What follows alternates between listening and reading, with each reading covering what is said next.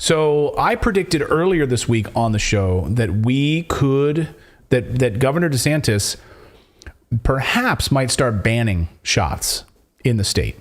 I thought that he might start banning shots in the state of Florida. At a press conference, he said this about the mRNA vaccines. Watch. Was not grounded in data. It was not grounded in evidence. It was basically the current thing. You know, people would put in their Twitter profile a mask and a syringe, and that was like their identity. And it was ridiculous. They lied to us about the mRNA shots. They said if you take it, you will not get COVID. That is false. That is not true. And they continue to say, even now when the evidence is so overwhelming, that not only is that not true, people that have multiple boosters, you know, you're definitely at risk of getting it. There's no question about that. So that was late last week. And I said on the show, you were sick, but I said, so I want to get credit for it, even though you weren't here. I said, and David Phillip backed me up on this. I said the next step, I think, in Florida is going to be, you know, because they already banned mask mandates indoors and all of that. So is the next thing going to be they're going to start going up against Pfizer, Moderna for these shots? Yes. You know, can they do that at a federal level versus state? That's the question, right? You know, everything he's saying here is true. And remember how 60 Minutes did a whole piece on how he was a demon, basically? Yeah. Because he wanted to slowly roll out the vaccines. Yeah. Because he was doing it in a way they thought was not accessible to older people for all kinds of reasons. And now the things that he is saying turn out to be true. And, you know, I sort of erred on the side of like, okay, let's be careful. Let's do what they say. You know, and he did too at the very beginning. I went back through some early transcripts today of his initial speeches, and he was pushing the vaccine at the very beginning, and so was Trump, of course. And you know, now what they're saying is, well, you lied to us. You lied to us about what was in these. You lied to us when you told us false statements at the federal and state level from these pharmaceutical companies. And that's provable. And so we're going to talk about how he is making a plan to go after these vaccine makers. But when you think about how he could do so in a court of law, he was a military, wasn't he? He was like a few good men type he was lawyer. A JAG. I think it was that's what they're called. Air Force type lawyer, of JAG, lawyer. Right? Yeah. And so you could actually prove what was told to public authorities versus what the pharmaceuticals knew, and cross-check those dates in a court of law. And so he knows that these things are empirically provable. And there was a point, of course. This is the first time where the CDC, like, why would they assume that the CDC was lying all of a sudden? Like, when in history have they done that? You know, right. Like they're the ones giving the information. So it's like, oh, we better listen to the CDC. But then as the information kept changing, you realized, wait a minute. And the FDA as well. And the FDA, Right. This morning we talked about in the newsletter how the FDA is now rolling back a lot of these emergency use authorizations that they used so willy-nilly in the last decade. Yeah, I mean, it's really stunning. And to see, you know, going through these early transcripts of his speeches in early 2020 and 2021 as these vaccines were rolling out, it's interesting to see him change, because he's saying, wait a second, I'm not going to, you know, there was the second dose of Pfizer's vaccine that people needed to get. And he, as governor, was like, I don't think that's necessary.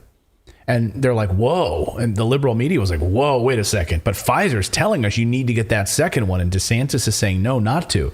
And then CNN does a whole little series on DeSantis where they analyze DeSantis, and they like reluctantly are pointing out, because he's there like, look, Miami is booming. We didn't shut down. Miami, like, people are on the streets, businesses are booming. Go to Los Angeles and it's like, you know, it's totally dead.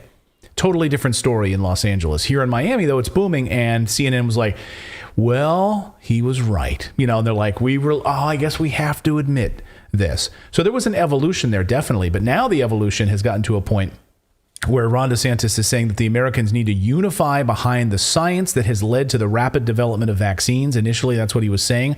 And then he evolved and says, you know, basically we were lied to by these people. And it didn't take long, because now DeSantis is back and planning to hold Pfizer and Moderna accountable over false statements about the vaccines. He says his Surgeon General is working on this. Watch. Be able to show and how they marginalized people that were speaking the truth on COVID was really, really damaging. And it ended up killing people because people would tell the truth and they would get deplatformed on Twitter. We're also going to be doing some stuff because I have a Surgeon General in Florida, Dr. Joseph Latipo, who's been really, really strong of just fighting back against the narrative and the phony things that people are trying to do and focus on the evidence. And so, we are going to work to hold these manufacturers accountable for this mRNA because they said there was no side effects, and we know that there have been a lot. And so we did a study in Florida, and you saw an 86% increase in cardiac-related activity from people 18 to 39 from mRNA shots. And so we're going to be doing some stuff to bring accountability there because I think it's just something where... So this is interesting. 86%. Holy cow. Yeah. So why is the media ignoring this story? Totally ignoring this story. Do a Google search for Ron DeSantis Pfizer. Do a Google search for DeSantis mRNA. Trump Santis to them. You know what I mean? Like they put him in the same category as Trump. You won't find a story on it though. Even the Florida press ignoring the story. He's there at the governor's mansion dropping because they a are bombshell sponsored story. by Pfizer. Yeah. And Moderna. And so yeah, if you go to like Orlando Sentinel's website and probably dig around for some advertising, go to Tampa Bay Tribune, Miami Herald. They also, they don't cover a lot of the document releases that we've seen from Pfizer. Mm-hmm. They don't cover adverse reactions. They just don't. But here's your governor speaking about a major bombshell story. This is the first governor in the nation to say that they are going to actively go after these biopharmaceutical companies, and now for lying, because actually because Pfizer has an immunity, and so does Moderna, and so does I believe Johnson & Johnson and AstraZeneca. They have immunity from being sued by us, people. Do they then, though, have an immunity at the state level? This is an interesting question. And under what immunity? I don't know. Because vaccines were rolled out federally, and so can a state even do that? What's the jurisdiction? These are important questions that I'm sure legal minds have already tackled. So he admitted that basically he says it here without saying it here that lawsuits are coming. Get ready because lawsuits are coming. My question is, we wouldn't let them mandate on you in Florida.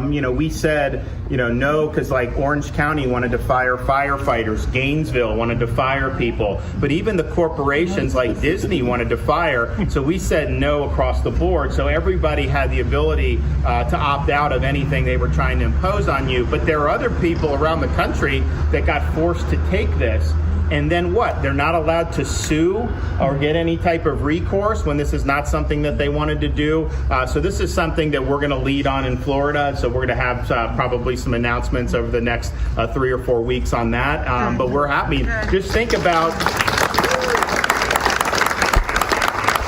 So like reimbursement. I'm listening. Let's unpack that. What do you think? Reimbursements for being forced to get a jab. You can't reimburse wages? Lives that were lost. Right. No, but you can reimburse for anyone who, let's say they felt coerced to do it by an employer, or because we've already seen litigation like that around a private health insurance. So people who were fired for not complying and people who complied in order to keep the job are also eligible for settlements. Well, then my question is, are they able to get those protections on a non-approved drug? It's still emergency use authorization. It's not technically approved. So does it say anywhere that they have the protections when it's an approved drug, or are they just protected no matter what? Well, that had to do with why was it the FDA that had voted to put it in place for children? Right. Because the putting it in place for children's regular vaccine schedule meant that they were able to then have liability going forward. So perhaps, but again, this is a really interesting question of jurisdiction because COVID vaccines were rolled out by the federal government and paid for by the federal government and then sent to the states. So it brings up the question, what individual choice did state governments have? Did they have any? Could Ron DeSantis have said, no, not for Florida, we're not doing this? And then someone would have had to cross state borders if they wanted to. Could he have said, oh, we're only doing it privately in Florida and we're not going to do it through the government? Like, we don't know. We don't know these questions. Well, we do know that it's gone all the way to the Supreme Court, I think in the early 1900s around the smallpox vaccine. So there was federal precedent for federal jurisdiction over states' rights as it related to vaccines. If you look at the marijuana stuff, like that's kind of a good, where a lot of states, because that's federally illegal still, and there's a lot of states that are doing it, and it's the federal government has just decided not to go into those states and do something about it. And I think this would be the same thing. States can decide to do things. It's just like they're going to lose funding on a lot of things if the government's like, hey, look, if you don't comply, you're losing this funding, you're losing this. So it's just like a decision. I think they could. But then the federal government could either go in and enforce it at the federal level, or they can remove funding and try to basically sanction the state. So then my sort of envisioning of this litigation would be the state of Florida versus the FDA or the CDC or Pfizer, Moderna for giving us these data points they knew were wrong. And we've already seen that. We saw that in the case we spoke about last week about Albert Bourla on the BBC saying that something about the infectious level of COVID for children that was not proven and getting in trouble with the British government for that. Right.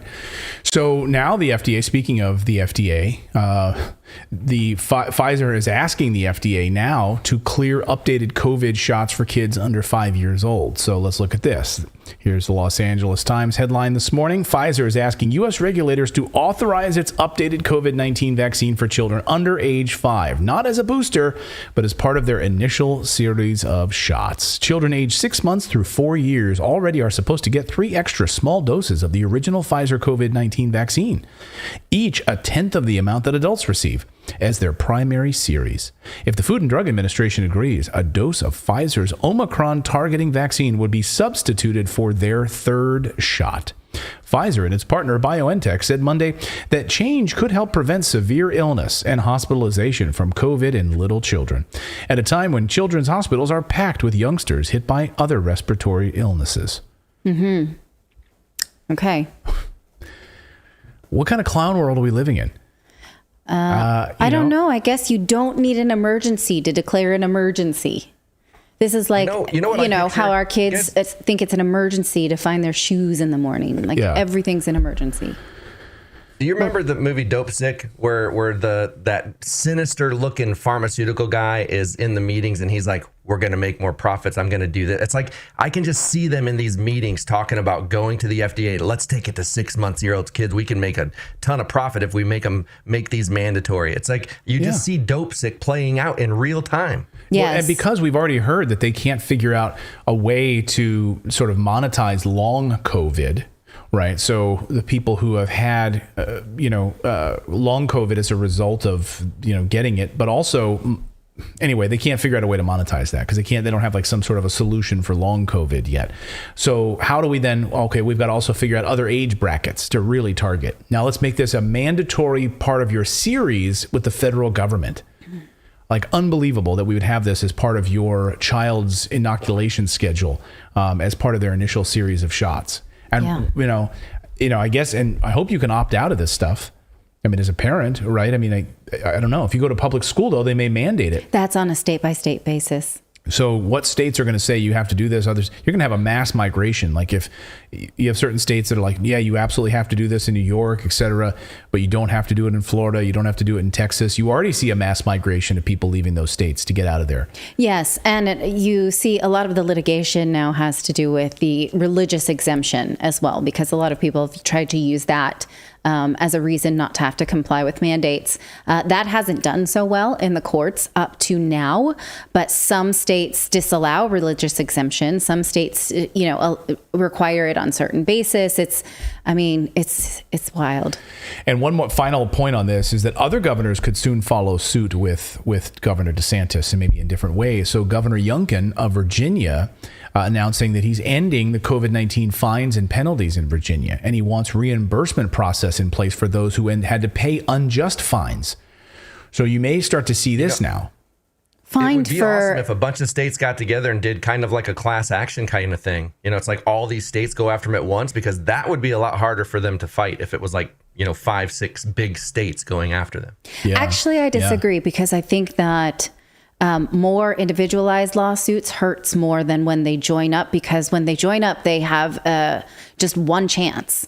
And one chance for dismissal, and if it's dismissed, that's it. Good point. But if they go at them separately for different things, like right now we see the Missouri and the Louisiana attorneys going after the attorneys general going after the Biden administration for censoring information around the pandemic. That is one piece of it only. But if somebody else takes a whack at vaccine information or information disseminated through the Biden administration or through the Trump administration or what have you. Fines. The fines piece is interesting. Do they mean fines for breaking quarantines, or what fines were in place? I didn't think people were getting fined for not having the vaccine. No, but fines for businesses opening, like small businesses. $1,000 a day. Yeah, if you were operating without putting in proper COVID protocols at your business and things like that, like plexiglass, which did nothing, like that kind of crap. That was the argument at the beginning, because a lot of those places were charged $1,000, and the Walmarts, the Targets, they could afford it. So that was like a way to initially start closing down the small businesses that couldn't afford to do that. Do you remember that company? There was that gym in New Jersey that made a lot of headlines, and people were like, these meatheads, they just have this gym open, they won't close down, and they were refusing to close down, and New Jersey was